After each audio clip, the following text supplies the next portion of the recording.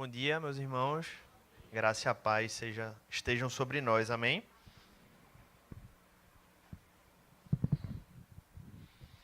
Bem, alguns de vocês devem ter recebido o tema da mensagem de hoje pelo WhatsApp. O tema da mensagem de hoje é como lutar contra a ansiedade, obviamente à luz da Bíblia. A gente vai expor o texto de Filipenses, capítulo 4, a partir do versículo 4 ao 7. Se você quiser, pode ir abrindo sua Bíblia, seu pergaminho, né, como a gente aprendeu com o Bispo Walter semana passada. Vai abrindo seu pergaminho ou então você abre aí no seu celular. E daqui a pouco a gente vai fazer a leitura dessa passagem. Mas antes eu queria que a gente pudesse ter um tempo de oração, se pudesse orar comigo. Esse é um assunto muito importante e eu creio que a gente precisa ouvir a voz do Senhor, a voz de Deus para as nossas vidas. Oremos. Senhor Deus e Pai, que essa palavra, Senhor, seja uma palavra vinda do Teu coração para o nosso coração, da Tua mente para a nossa mente, da Tua vida para a nossa vida, Senhor Deus. Não seja algo vindo da nossa mente, Pai, para a nossa própria mente, mas seja algo vindo do Senhor. Te pedimos isso, pedimos a direção do Teu Espírito Santo. Nós cremos plenamente na ação do Teu Espírito e pedimos que seja esse momento aqui, como já foi desde o início do culto, como é a nossa vida, um momento dirigido pelo Espírito Santo. Te fazendo essa oração, em nome de Jesus. Amém. Meus irmãos, sem dúvida, a ansiedade é um dos temas que tem sido mais falados, né, no campo da questão emocional nos últimos tempos. Uns têm chamado, juntamente com a depressão, né, uma decorrência, um problema também de saúde que tem afetado tantas pessoas como o mal do século. Acho que alguns já ouviram, né, esse termo sendo usado. E antes da gente aprofundar aqui um pouco mais e ir para a Bíblia, é importante que a gente entenda que a ansiedade por si só, no sentido original da palavra, ela não é um problema, né? Inclusive, devido aqui um pouco dessas minhas palavras com Tati, a gente esteve conversando sobre isso esses dias. E porque ela é um sentimento, a ansiedade é um sentimento de tensão relacionado a alguma expectativa. Então, ela cumpre um papel de sobrevivência nas nossas vidas. Você tem uma ansiedade porque você vai ter uma prova, e aí você estuda porque você tem uma tensão relacionada àquilo. Você quer chegar com o seu carro em algum lugar, então você sabe que você precisa passar marcha, a pisar o acelerador. Existe um nível de ansiedade que é natural em qualquer pessoa. O problema surge quando esse sentimento ele passa a ser a marca e passa a dominar a vida de alguém. E esse é um problema que tem afetado crianças, adolescentes, jovens, adultos. Todos têm sido alvos, né? E muitos em todas essas áreas têm sido afetados por problemas relacionados a essa área. Um dos grandes desafios da psicologia, da psiquiatria, tem sido saber lidar com isso no nosso século. E para essas ciências, isso é uma patologia de ordem emocional, que pode trazer efeitos psicológicos, efeitos fisiológicos também. E tem havido tantos estudos sobre esses temas que tem havido classificações sobre transtornos relacionados à ansiedade. Né? É conhecido como TOC, a síndrome do pânico, são coisas que, segundo essas ciências, são consequências disso.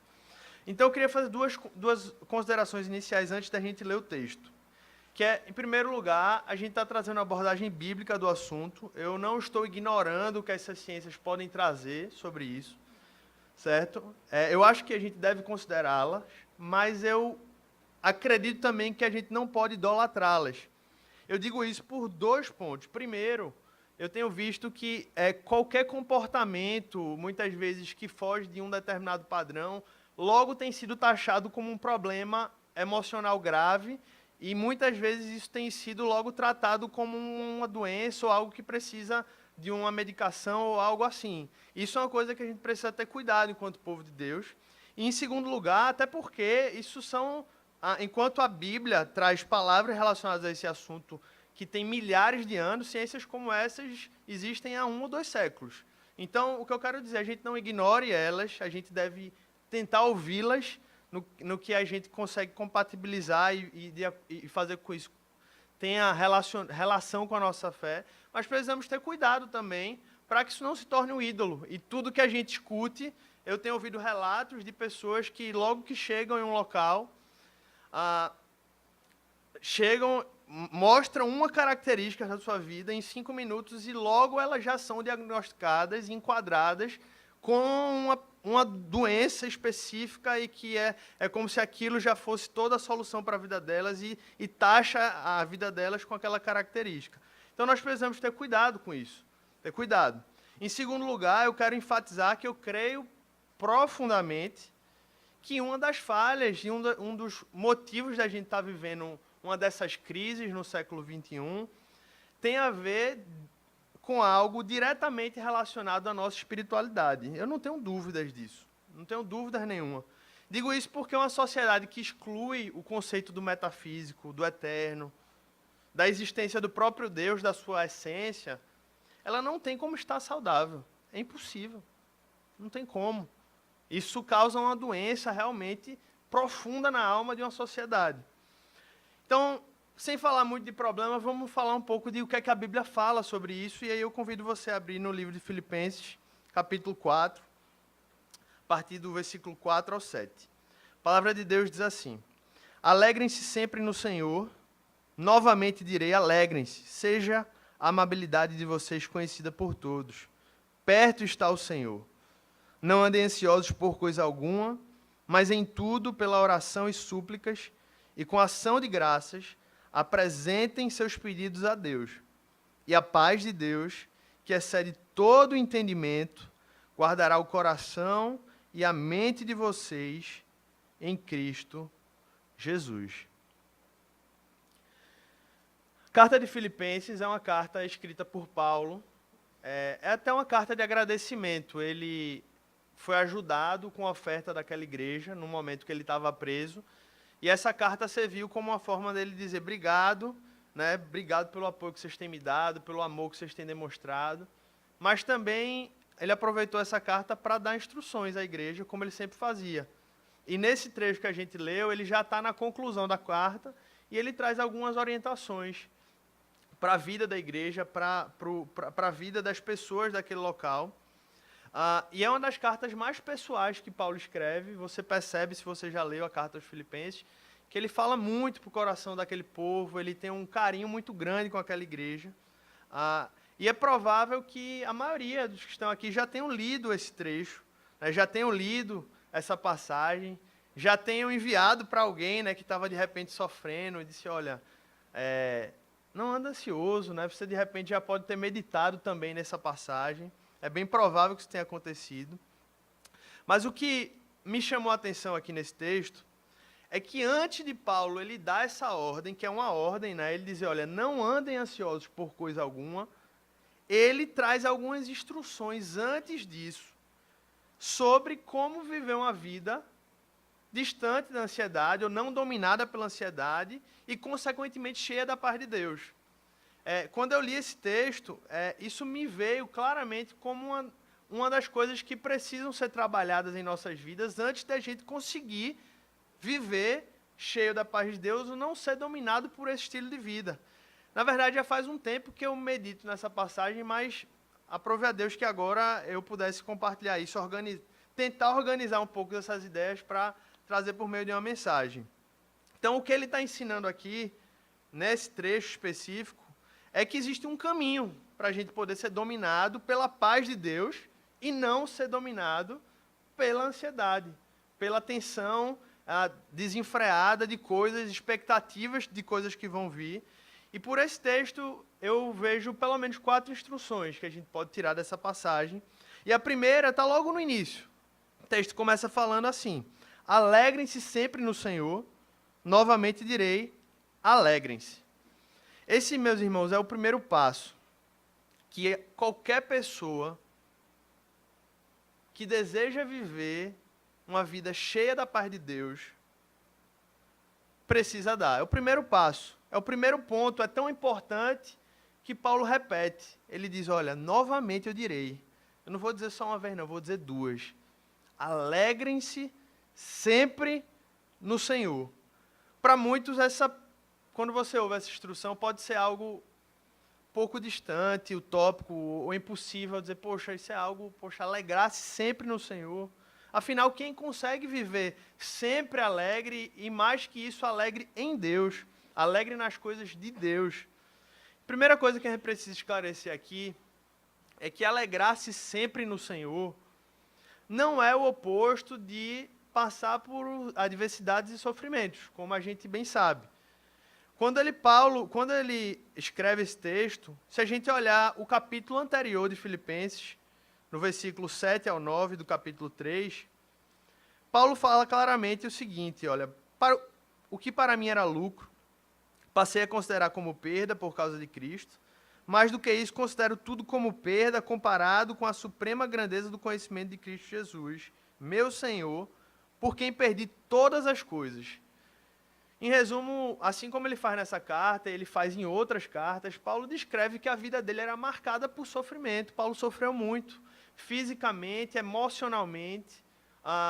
Paulo passou por aflições no sentido de não ter recursos materiais para lidar com o seu dia a dia. E esse mesmo homem que estava dizendo isso, que passou por isso, foi o homem que disse, alegrem-se sempre no Senhor. O que dá para a gente entender que alegrar-se em Deus, portanto, não é nunca passar por adversidades ou por sofrimentos, mas é, apesar disso, encontrar satisfação em Jesus, independentemente das situações exteriores que a gente esteja vivendo. É um estado espiritual de satisfação tão intenso, um estado tão intenso de satisfação em Deus, que acaba influenciando toda a nossa vida, nossa mente, nossas emoções, e permite que não sejamos dominados pela ansiedade. Mas, antes de eu falar do próximo ponto, a gente precisa entender que esse sentimento, meus irmãos, ele só pode ser vivido de satisfação plena em Deus por quem passou por um processo de conversão verdadeira. É impossível alguém que não realmente passou por um novo nascimento experimente essa paz que habita em nossos corações por meio do Espírito Santo. E o que é conversão verdadeira? O que é novo nascimento? Arrependimento e fé. Arrependimento, você muda de direção e agora você diz, eu confio no Senhor Jesus, em tudo na minha vida. Ele é a minha confiança, Ele é a minha salvação, Ele é tudo para mim. E falando sobre esse sentimento de satisfação em Deus, John Piper, um pastor americano, talvez conhecido por muitos aqui, ele tem um trecho do livro dele que é muito interessante. Ele diz assim, olha, antes não tínhamos prazer em Deus, e Cristo era apenas uma vaga personagem histórica. Era algo que a gente ouvia falar. O que apreciávamos era comida, amizades, produtividade, investimentos, férias, lazer, jogos, leituras, compras, sexo, esportes, arte, televisão, viagens, mas não Deus. Ele era uma ideia, até que boa, e um tema para discussão, mas não era um tesouro de prazer. Então aconteceu algo milagroso. Foi como abrir os olhos de um cego diante de um alvorecer dourado. Primeiro o silêncio atônito diante da beleza indizível da santidade, depois o choque e o terror diante do fato de que realmente antes gostávamos das trevas. Em seguida, a quietude tranquila da alegria de que esse é o alvo da alma. A luta acabou. Daríamos tudo pela garantia de viver para sempre na presença dessa glória. Quem nunca experimentou isso? Quem não pode testemunhar de ter vivido experiências dessas com Deus? Se você não experimentou, meu irmão, é a coisa mais maravilhosa que você pode viver na sua vida. E por isso eu digo, se alguém aqui ainda não se rendeu a esse Deus, não passou por uma experiência de rendição, de novo nascimento, que seja uma manhã de salvação na sua vida. Você reconheça que somente Jesus é o caminho. E essa experiência pode ser vivida a partir do momento que você dizer, Senhor, eu me arrependo, eu creio em Ti, Senhor.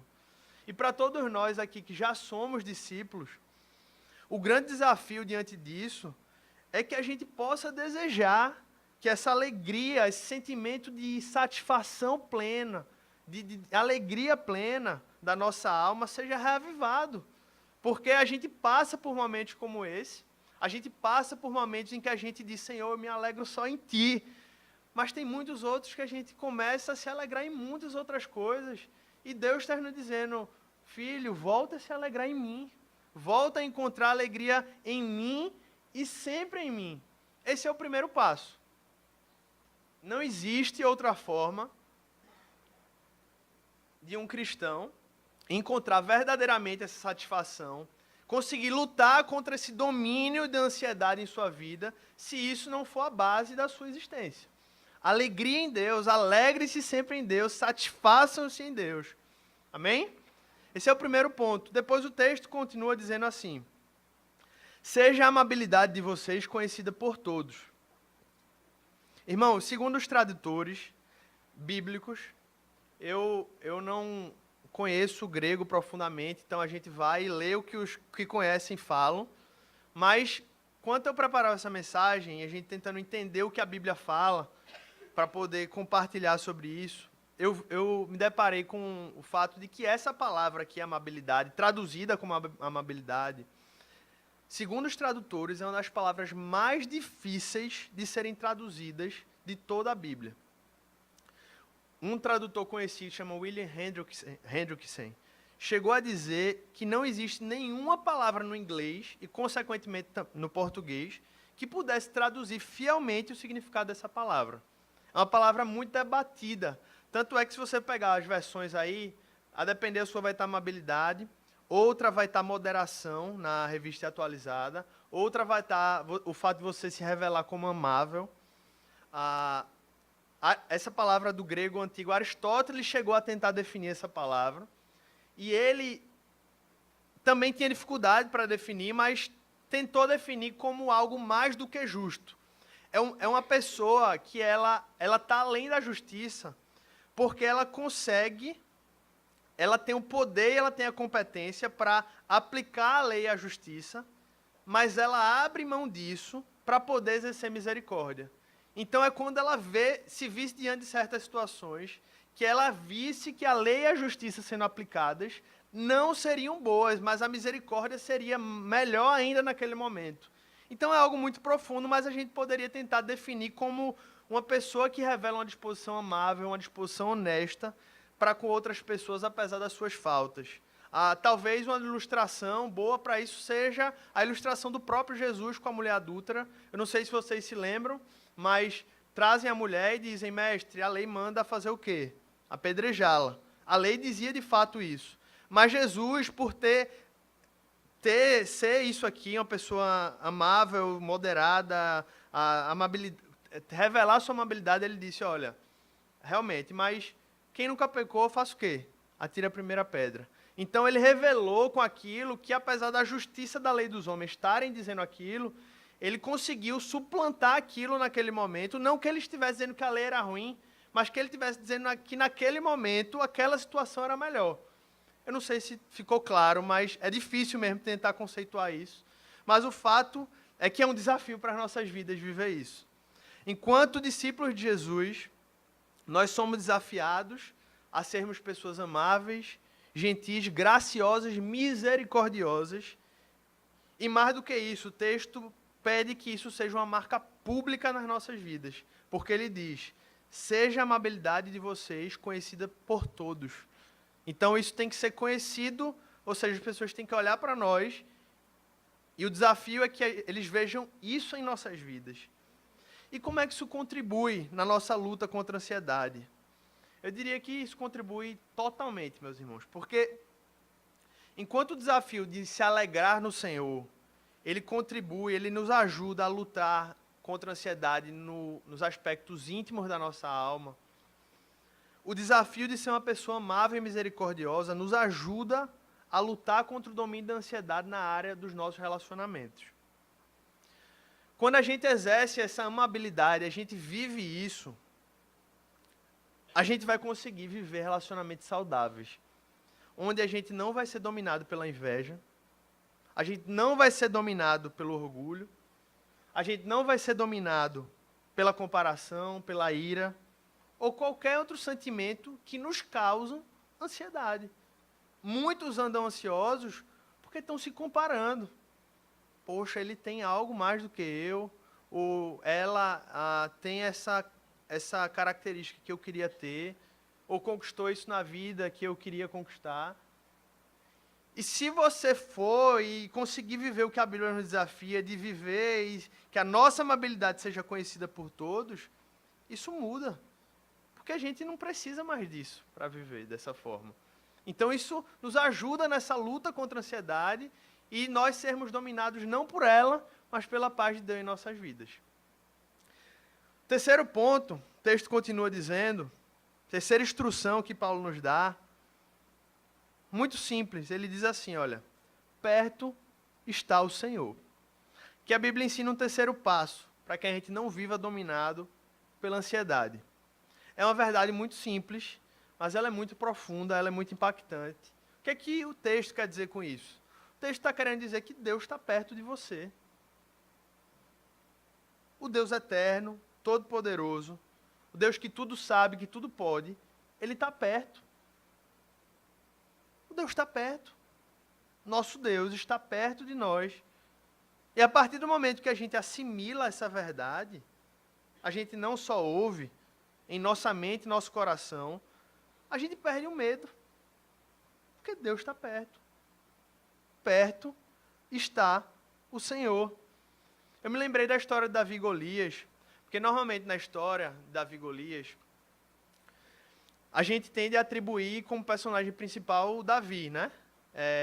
Davi é o personagem principal e tal, porque ele teve a coragem. Mas sabe quem é o personagem principal dessa história? Não é Golias não, viu? É Deus. Sabe por que Davi teve a coragem de fazer aquilo que ele fez? Porque ele sabia que Deus estava perto dele. 1 Samuel, no capítulo 17, que fala dessa história. Quando Davi ouve o que estava acontecendo lá, né, o Golias estava desafiando, no versículo 26, Davi pergunta. Davi olhou para os soldados e disse, olha, o que receberá o homem que matar esse filisteu e salvar a honra de Israel? Quem é esse filisteu incircunciso para desafiar o exército de Deus vivo? Ele sabia que Deus estava vivo, ele sabia que Deus estava perto. E diante disso, no versículo 32, presta atenção, Davi chegou para Saul e disse, olha, ninguém deve ficar com o coração abatido por causa desse filisteu. Teu servo irá à luta, e lutará contra ele. Aí Saul disse, você não tem condições de lutar contra esse filisteu, porque você é apenas um rapaz e ele é um guerreiro desde a mocidade. Davi, entretanto, disse, teu servo toma conta das ovelhas de seu pai. Quando aparece um leão ou urso, leva a ovelha do rebanho, eu vou atrás dele, dou-lhe golpes e livro a ovelha da sua boca. Quando se vira contra mim, eu pego pela juba, lhe dou golpes até matá-lo. Teu servo pode matar um leão e o urso, esse filisteu incircunciso será como um deles, pois desafiou os exércitos do Deus vivo. E aí ele diz aqui no versículo 37, o Senhor que me livrou das garras do leão e das garras do urso, me livrará das mãos desses filisteus. Perto está o Senhor. Davi cria nisso no coração dele profundamente. Malu, ela está com medo agora do aspirador de pó. Acho que é o barulho muito alto. Só que ela está com medo também do aspirador desligado. E aí ontem eu peguei ela e disse, vamos tentar resolver esse medo, né? E aí sentei ela perto do aspirador, ela já começou a chorar, com medo mesmo, o aspirador desligado. E aí eu disse, filha, eu comecei a alisar o aspirador, uma cena curiosa, né? Não faz nada, tá tranquilo, ele não vai, ele é amigo e tal. Uma cena curiosa, né? E aí ela começou Aí olhava assim, antes ela nem olhava, ela ficava virada. E aí começou a olhar para o aspirador. Aí daqui a pouco eu comecei a descer ela. Eu via que quando eu ia descendo, ela ficava pegando em mim. Aí daqui a pouco, Aí depois de um tempo ela desceu e sentou lá. Mas sempre olhando para mim, sempre vendo se eu estava ali, né? E daqui a pouco eu fui tentar deixar ela sozinha sentada. Aí ela não foi não. Se eu não estivesse perto, ela não ficava. Essa é uma ilustração excelente da nossa relação com Deus, de pai e filho. Enquanto a gente tem essa ideia de que Deus está perto da gente, a gente não tem o que temer. A gente olha e diz, Deus está perto. Não tem o que temer nada. Não tem o que temer nada. Nada, absolutamente nada. Eu poderia até dar vários exemplos aqui. Crise econômica, doença, dor, sofrimento. Não tenho o que temer porque perto está o Senhor. Essa palavra, meus irmãos, ela revoluciona a nossa percepção para a gente conseguir lutar contra uma ansiedade que nos domina e que muitas vezes tenta nos destruir. E o quarto e último ponto é que o texto ele conclui dizendo assim: não andem ansiosos por coisa alguma, mas em tudo pela oração e súplicas e com ação de graças apresentem seus pedidos a Deus. O versículo 6 ele dá uma ordem clara. É uma ordem que o versículo 6 está dando. Não andem ansiosos. E quando ele fala não andem, fica claro que ele está dizendo que isso não nos domine. Que isso não nos domine. E mais, o texto diz, olha, por nada, não existe nenhum motivo que justifique que você seja dominado pela ansiedade. Então, por mais sério que isso pareça, por mais grave que seja, por mais que seja a doença terminal que não tem cura, nem isso deveria nos fazer andar ansiosos. Um desafio muito grande. Paulo não diz que viver ansioso é um pecado, claramente, mas se ele está dando uma ordem sob a autoridade, inspirado por Deus, a partir do momento em que a gente desobedece essa ordem, isso parece ser uma atitude pecaminosa, que não agrada a Deus.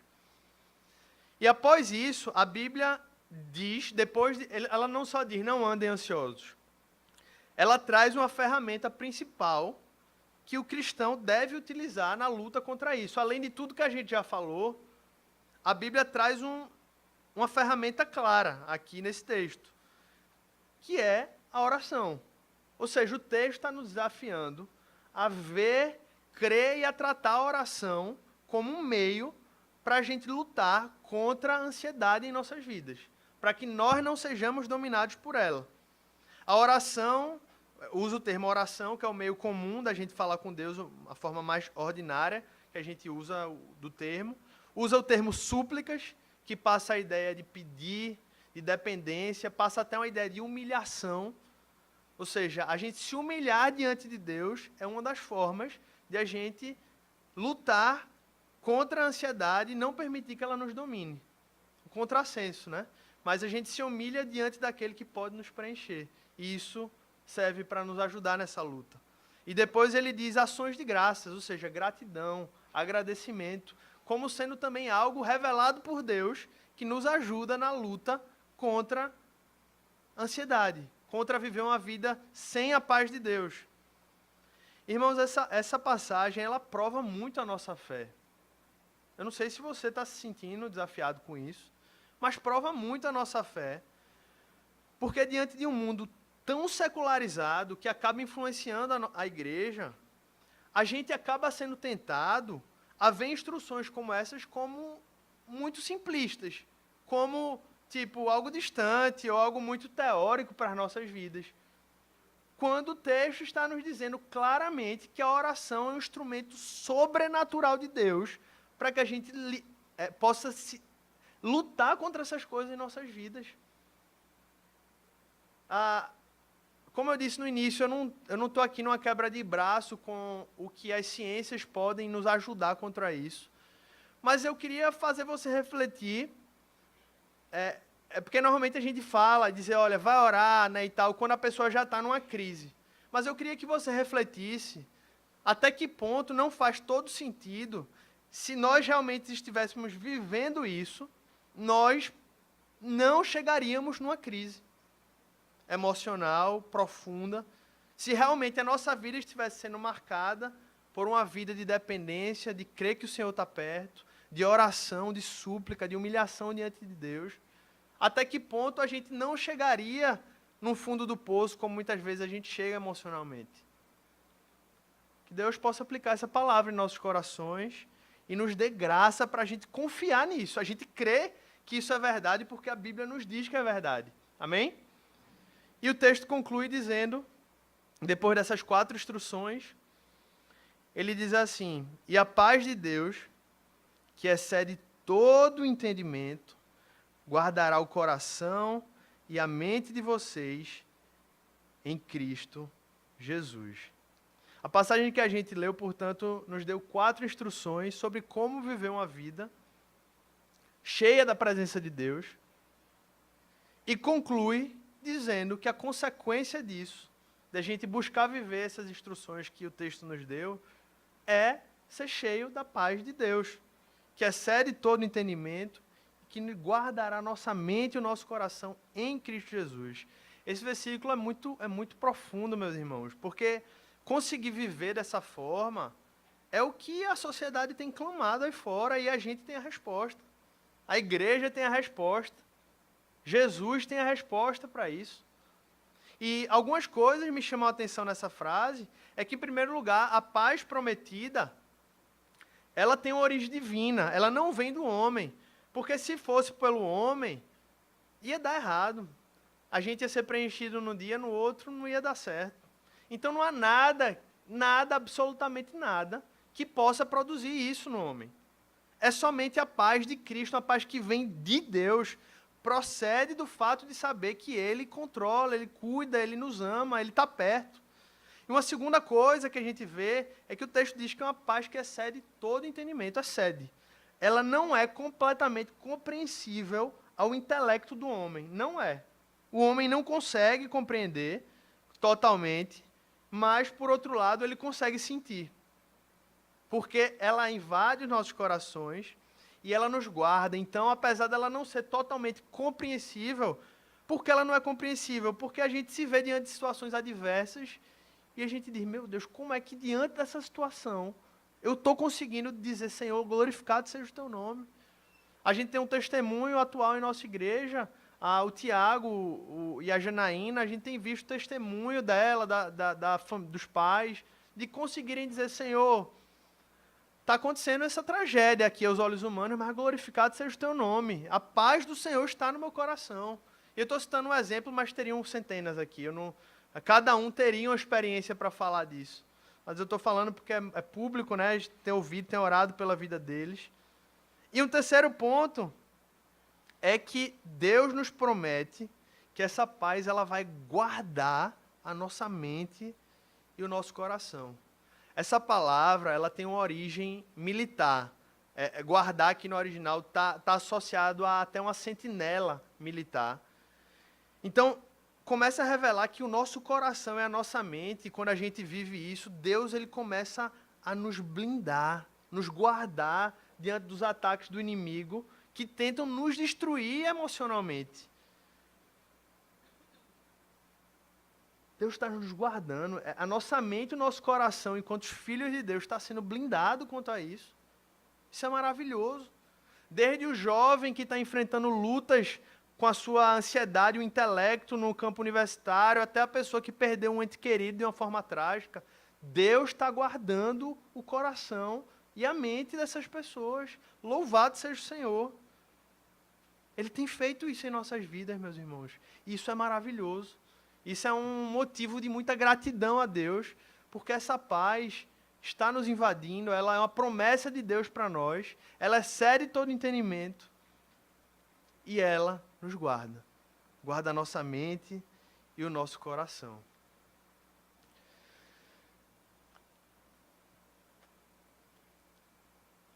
Então, apenas para fixar, você não esqueça as 4 instruções que a Bíblia nos dá, para que a gente possa experimentar essa paz.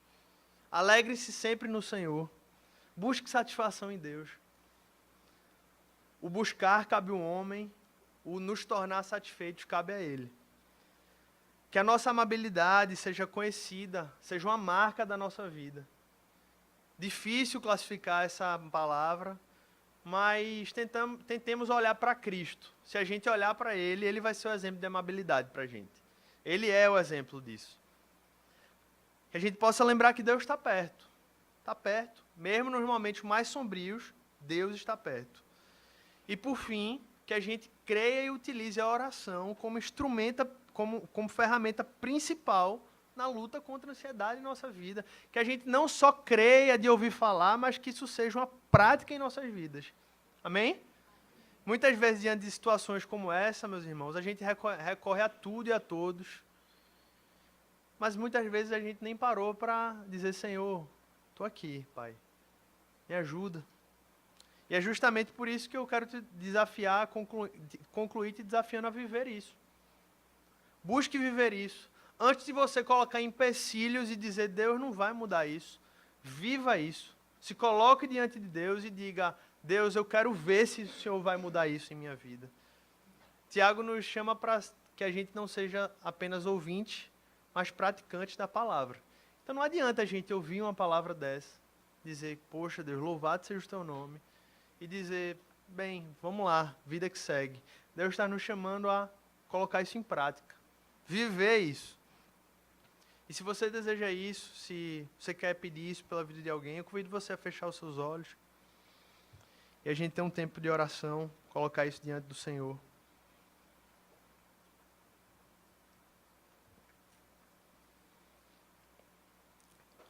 Senhor Deus e Pai,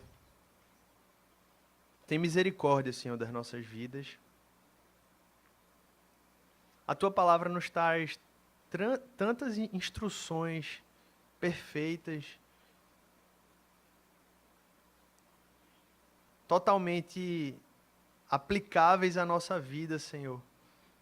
Mas nós fechamos os nossos ouvidos, nós preferimos viver do nosso jeito. Por isso nós te pedimos misericórdia. E ao tempo que a gente te pede misericórdia, Senhor, nós te pedimos que o Senhor possa nos ajudar para que essa palavra ela não seja e não fique somente no campo do nosso conhecimento, Senhor, mas que isso seja transformado em vida nas nossas vidas, Deus. Nós cremos que a Tua palavra é viva, que ela é eficaz e, consequentemente, nós cremos, Deus, que a alegria em Ti, satisfação em Ti é algo maravilhoso. Nós cremos, Senhor, que o Senhor está perto. Nós cremos que precisamos ser amáveis, Senhor, graciosos, gentis, e que isso precisa ser uma marca em nossas vidas. E nós cremos no poder da oração, Deus. Se alguém não está vivendo essa experiência, reaviva isso no coração dessa pessoa.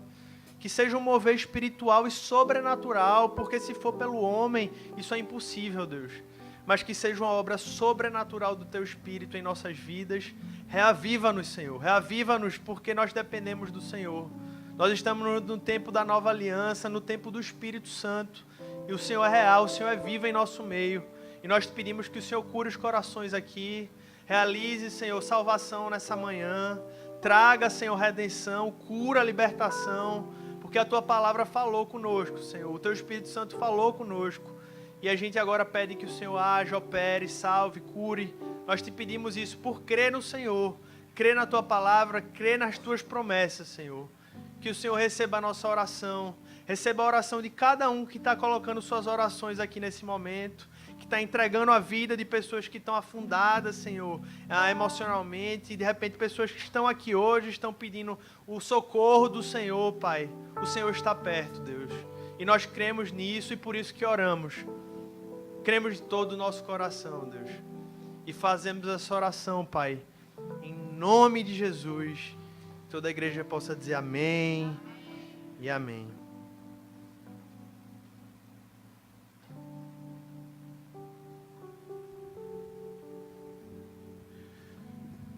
Ao terminar o culto de domingo próximo passado, André veio aqui à frente, conversando informalmente com ele, perguntei, André, como é que está lá o Tiago? Aí ele contou para mim que ia ter mais uma sessão agora de quimioterapia. Eu falei, mas Deus está lá com ele. Ele olhou para mim e falou, bispo, é a 7ª e a última. Há meses atrás, quando a gente ouvia falar que ele tinha que passar por 7 sessões, a gente falava assim, meu Deus, aquela criança passando por isso. Mas Deus é esse que nos acompanha no vale da sombra da morte.